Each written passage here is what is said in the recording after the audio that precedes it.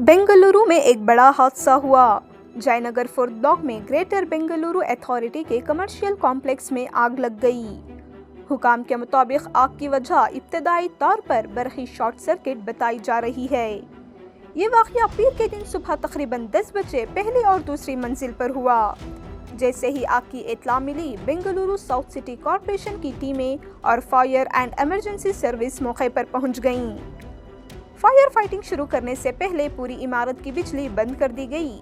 Rescue के दौरान एहलकारों ने कृष्ण गौड़ा को लिफ्ट से बहिफाजत बाहर निकाला, जो अंदर फंस गए थे। इसी दौरान महकमा आबपाशी के मुलाजिम अरुण प्रसाद को इब्तदाई तिबी इमदाद दी गई और बाद में मजीद मुआयने के लिए बेंगलुरु अस्पताल मुंतकिल किया गया। वाक़ये के बाद GBA के chief commissioner Maheshwar Rao, commissioner KN Ramesh और एडिशनल कमिश्नर्स ने मौके का दौरा किया और हालात का जायजा लिया। इब्तदाई रिपोर्ट के मुताबिक इमारत या दफ्तर को कोई बड़ा नुकसान नहीं पहुंचा, लेकिन इलेक्ट्रिकल डक्ट को शॉर्ट सर्किट की वजह से नुकसान हुआ है।